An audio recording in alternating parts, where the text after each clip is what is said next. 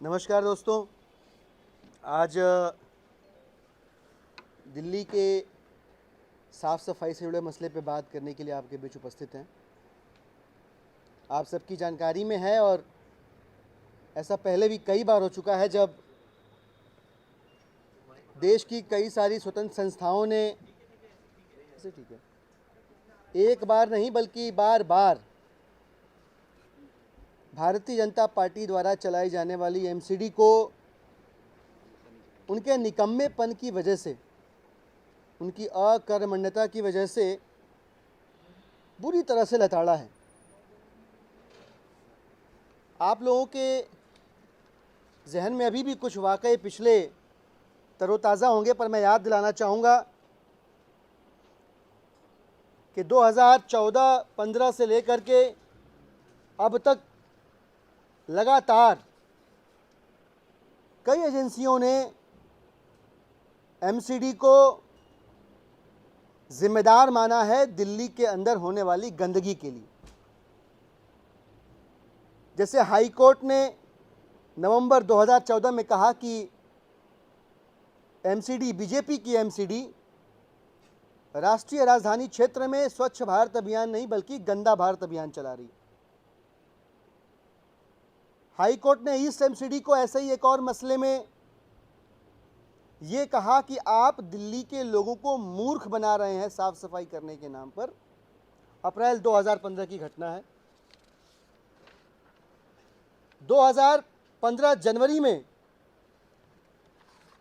साफ सुथरे शहरों की सूची में एशिया के बीजेपी शासित एमसीडी के वजह से दिल्ली कहीं शामिल ही नहीं हुआ। आगे बढ़े तो कोर्ट को यहां तक कहना पड़ गया मार्च 2015 में कि इन एजेंसियों से साफ सफाई करना, जिनका ऑब्लिगेटरी फंक्शन है, जिनकी संवैधानिक जिम्मेदारी है, इन एजेंसियों से साफ सफाई की उम्मीद करना ही बेकार है। कोर्ट ने कहा। किसी भी कोर्ट पे, किसी भी स्वतंत्र संस्था पे आम आदमी पार्टी का कोई आधिपत्य नहीं है, कोई नियंत्रण नहीं है। हाई कोर्ट ने सितंबर 2015 में एमसीडी को लताड़ते हुए ये कहा कि भ्रष्टाचार का ब्रीडिंग ग्राउंड है बीजेपी शासित एमसीडी। आप सबने कवर किया है वाइडली उस खबर को भी। यही नहीं, कोर्ट ने ये तक भी कहा कि पुलिस के साथ मिलके अवैध वसूली करने में एमसीडी लगी हुई है, साफ सफाई में इस एमसीडी की कोई रुचि नहीं है। नवंबर 2016 में आप जानते हैं इस सरकार का एक उपनाम है फोटोशॉप सरकार। जो केंद्र की सरकार है उसका एक उपनाम है फोटोशॉप की सरकार। अभी हाल ही में इंडिया के बॉर्डर पे एक रिपोर्ट आई होम मिनिस्ट्री की, तो मोरक्को के बॉर्डर की फोटो लगा दी ये कहते हुए कि हमने फ्लड लाइट लगा दी है बॉर्डर के ऊपर। मोरक्को इतना विकास करवा दिया भारत का कि इनकी सीमाएं खींच के मोरक्को लेके चले गए प्राइम मिनिस्टर ऑफिस वाले। तो ठीक इसी प्रकार से नवंबर 2016 में एक सड़क टूटी फूटी थी, कंप्यूटर में गए। कितना आसान है देखिए विकास करना आज के ज़माने में, कितना सटीक, कितना सही। हम खामखा रोते रहते हैं, हम खामखा परेशान रहते हैं कि चीज़ें बदल नहीं रही। अरे कंप्यूटर में जाइए, जो सड़क आपको ठीक करनी हो ना हर लगेगा ना फिटकरी और रंग चौका आएगा। यही किया एमसीडी ने, फोटोशॉप करके जो गड्ढे थे वो सब भर के चिकना उकना करके, और हिम्मत देखिए आप, हाई कोर्ट में वो पेश कर दिया। उनको लगा कि सब मूर्ख बैठे हुए हैं हमारी तरह सब, और न्यायाधीश महोदय ने पकड़ लिया, बोले उल्लू बना रहे हो, साफ समझ में आ रहा है फोटोशॉप किया हुआ है। तो ये इनकी उपलब्धियां हैं साफ सफाई के नाम पे। अभी कल की जो खबर है आप सबके जहन में होगी, वो खबर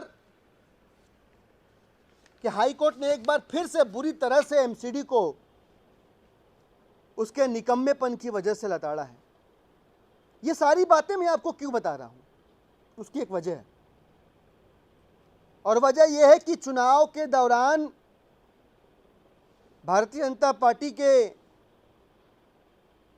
अध्यक्ष और सांसद ईस्ट दिल्ली से माननीय मनोज तिवारी जी ने दो महत्वपूर्ण बातें कही थी दिल्ली की जनता से, दो प्रमुख वायदे किए थे। ये पब्लिक डोमेन में है कि हमारे एमसीडी में आने के बाद 120 दिन यानी 4 महीने में एमसीडी को जो भाजपा 10 साल से चला के बर्बाद किए हुए है, उस एमसीडी को के जरिए हम दिल्ली को साफ सुथरा कर देंगे, छिड़काव करके मच्छर मुक्त कर देंगे, फलाना कर देंगे। 120 दिन का वायदा लिया था। मैं पूछना चाहता हूं दिल्ली की जनता की ओर से कि तिवारी जी, क्या 120 में से 60 दिन गुजर जाने के बाद, आधा समय निकल जाने के बाद, क्या आपकी नज़रों में दिल्ली आधी साफ हो गई है?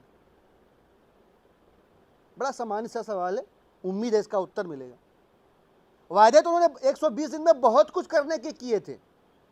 उनका टीवी इंटरव्यू आप लोग पढ़ें, इंटरनेट पे गूगल करके देखें, अखबारों में छपी हुई स्टोरीज कि 120 दिन में चमका देंगे। हम मात्र साफ सुथरा होने की बात पूछ रहे हैं। 60 दिन बीत गए, क्या साफ सफाई भी हो पाई है? आधी भी साफ सफाई हो पाई है क्या 60 दिनों में?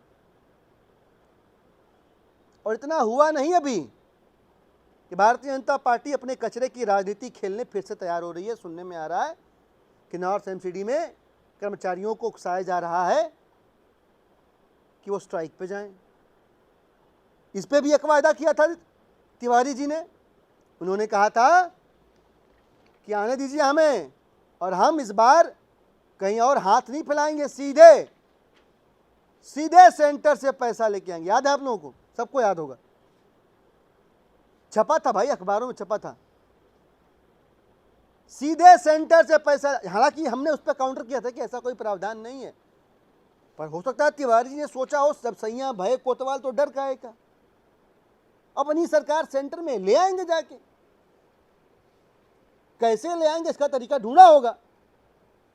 तो जब यह स्थिति है तो दिल्ली के साफ सफाई जो कर्मचारी हैं वो भाई भी अब जानना चाहते हैं तिवारी जी से कि भाई साहब कब जा रहे हो झोला लेके, चाहे जैसे भी, अपनी केंद्र की सरकार के पास, और हमारे लिए जो भी आवश्यक धनराशि है जिससे हमारे सारे एरियर दिए जा सकें, सारी बकाया राशि दी जा सके, लोगों को परमानेंट किया जा सके, उसके लिए जितनी भी देय राशि आवश्यक होगी उतने पैसे की डिपेंडेंसी का रोना दिल्ली की सरकार पर रोने की बजाय आप सेंट्रल गवर्नमेंट के पास जाके वो पैसा कब लेके आ रहे। ये दो महत्वपूर्ण वायदे जो दिल्ली को साफ रखने के लिए बहुत ज़रूरी हैं। मुझे लगता है कि इन दो विषयों पर ऐसी स्थिति में कि जब सरकार बनने के बाद पहली बार हाई कोर्ट ने बुरी तरह से बीजेपी शासित एमसीडी को उनके निकम्मेपन के लिए कोर्ट ने लताड़ा है, बड़ा आवश्यक हो जाता है कि भारतीय जनता पार्टी का स्थानीय नेतृत्व जो बीजेपी के जरिए एमसीडी को चला रहा है वो इन दो सहज प्रश्नों का उत्तर ज़रूर दे, जनता को बताए कि इन दोनों विषयों पर उन्होंने अब तक कौन से कदम उठाए हैं।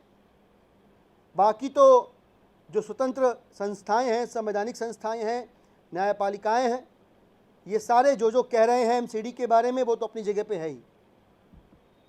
कोई उम्मीद बदलाव की नज़र नहीं आती। फिर भी आपके ज़रिए ये सवाल हम भारतीय जनता पार्टी के नेतृत्व से पूछना चाहते हैं, और निश्चित रूप से जवाब न मिलने की स्थिति में आम आदमी पार्टी के विपक्ष के नेता हमारे नॉर्थ एमसीडी से राकेश भाई यहाँ पे हैं, सौरभ भाई हमारे स्थानीय विधायक यहाँ पे हैं, दिल्ली का पूरा संगठन इस विषय पर दिल्ली की जनता के हक में, हित में उनसे फेस टू फेस मिलेगा, उनसे गुजारिश करेगा कि चलिए चलते हैं अर्बन डेवलपमेंट मिनिस्ट्री के पास, हम आपके साथ खड़े हैं, जो पैसा चाहिए वो लेके आते हैं। 60 दिन हो गया, साफ़ सफाई कहाँ की वो दिखाइए, हम उसके लिए भी आपके साथ चलने को तैयार हैं। तो ये जो संघर्ष की आवाज़ है दिल्ली की जनता के हक की, वो ज़मीन पे भी उठाई जाएगी। दोस्तों, जैसा कि दलीप भाई ने बहुत विस्तार से बता दिया है, लेकिन फिर भी मैं ग्राउंड लेवल की कुछ जानकारियां आप लोगों को देना चाहता हूं कि आज की तारीख में हमारे काउंसलर जो हैं मारे मारे घूम रहे हैं। जोनल बैठक नहीं हो रही है, डीसीज ने कोई किसी भी काउंसलर को लेकर मीटिंग नहीं बुलाई है कि भाई आप अपनी कोई परेशानियाँ बताएं। हमारे काउंसलर जो हैं डीसीज के पास जाते हैं और तमाम अधिकारियों से मिलने की कोशिश करते हैं, लेकिन कोई अभी तक तमाम डिपार्टमेंट्स के लोग उनसे नहीं मिले। आज तक की जो स्थिति है, जो हमारे नॉर्थ एमसीडी के जितने भी जोन है, हमारे 6 जोन है, 6 जोन के अंदर अभी तक जोनल लेवल की बैठक नहीं हुई है। क्यों नहीं हो रही है? वो लेना नहीं चाहते। तो काम की स्थिति का तो आपको इससे ज़्यादा मैं क्या कहूँ कि तमाम मेयर हेल्पलाइन में चले जाइए, जो उन्होंने मेयर हेल्पलाइन खोली हुई है, उसमें सैकड़ों कंप्लेंटें कूड़े की हैं, कबाड़े की हैं, मलबे की हैं, नाले साफ़ नहीं हो रहे। मैंने कल सिविल लाइन जोन की बैठक बुलाई थी, आज अभी रोहिणी जोन की बैठक लेने जा रहा हूँ। सारे सवाल वही मुंह उठाए खड़े हैं कि भाई गंदगी का क्या होगा, नालों की सफाई जो कागज़ों में हो रही है, जो कागज़ों में सफाई हो रही है, जो हकीकत है वो अलग है, कागज़ों के अंदर जाके सफाइयाँ हो रही हैं। तो मेरा दोस्तों बहुत सीधा सा कहना है, वादे 10 साल से बीजेपी ने राज किया है और 4 महीने, जैसा कि दलीप भाई ने कहा कि मनोज तिवारी जी ने बड़े बड़े वादे किए थे कि हम डायरेक्ट फंड लाएंगे और दिल्ली को साफ़ करेंगे। 10 साल के अंदर तो साफ़ नहीं कर पाए। 4 महीने का और वादा किया था, 2 महीने निकल चुके हैं, 2 महीने और बाकी है। मुझे तो नहीं लगता दोस्तों अभी तक कोई बजट अभी तक काउंसलरों को नहीं मिला है, कोई विकास की बात नहीं हो रही है। और तमाम मलेरिया कर्मचारी भी हमारे पास आते हैं, सफाई कर्मचारी आ रहे हैं। सफाई कर्मचारी और मलेरिया कर्मचारियों के साथ इतना अन्याय है दोस्तों कि 20 साल से वो लोग जो हैं कच्चे कर्मचारी हैं। नॉर्थ एमसीडी के अंदर प्रमोशनें हो रही हैं 20 साल से, लेकिन उनके जो बुनियादी राइट्स हैं, जब आप प्रमोशनें दे रहे हो बाकी लोगों को, तो सफाई कर्मचारियों के साथ ये अन्याय क्यों है, ये अत्याचार उनके साथ क्यों हो रहा है कि आप उनको मिनिमम वेजेस नहीं मिल रहा है। आज की तारीख के अंदर मैं बताना चाहता हूँ, स्वच्छ भारत अभियान की बात करते हैं ये लोग, सफाई कर्मचारियों के जीवन में झांकने की कोशिश नहीं करते। आज भी सफाई कर्मचारी के घर में चूल्हा नहीं जल रहा है, उनको तनख्वाहें समय से नहीं मिल रही है और सबसे बड़ा जो राइट है उनका पक्का होने का, मिनिमम वेजेस का, वो नहीं मिल पा रहा है। जो सबसे बड़ा संवेदनशील मामला हमको लगता है कि वो बहुत बड़ा मामला है। हम लोग एलजी से भी मिलेंगे और कोर्ट का भी सहारा लेंगे कि ये क्यों नहीं करते हैं। अभी स्ट्राइकें होती हैं, जब स्ट्राइक करेंगे कर्मचारी तो हमारे ऊपर गेंद फेंक दी जाएगी। इन्होंने क्लियर अभी 2015 के अंदर जब स्ट्राइक हो गई थी चारों तरफ, तो इन्होंने आश्वासन दिया था नॉर्थ एमसीडी के कमिश्नर ने कि हम लोग प्रीएम्बर लेकर आएंगे, 2012 तक के लोगों को पक्का करेंगे, लेकिन वो बात भी आई गई होगी दोस्तों। कोई सुनने वाला नहीं, कोई कहने वाला नहीं। जो इनके वादे थे वो वादे रह गए। बहुत लंबी बातचीत है। आप जो साफ़ सफाई का मामला तो छोड़िए, डेंगू और जो चिकनगुनिया हमारे सर पे जो मंडरा रहा है वो भी बहुत बड़ी बात है दोस्तों। तो एक डीवीसी कर्मचारी की भी जान लीजिए, 1996 से लगे हुए हैं लोग, हज़ारों कर्मचारी, पक्का नहीं हो रहे हैं, पक्का नहीं किया जा रहा है, उनको मिनिमम वेजेस नहीं दिया जा रहा है। एक ये भी बहुत बड़ा मुद्दा है। जब हम साफ़ सफाई की बात करते हैं, डेंगू की रोकथाम की बात करते हैं, तो हमें कर्मचारियों के बारे में भी सोचना होगा। ये भी बहुत बड़ा मुद्दा है।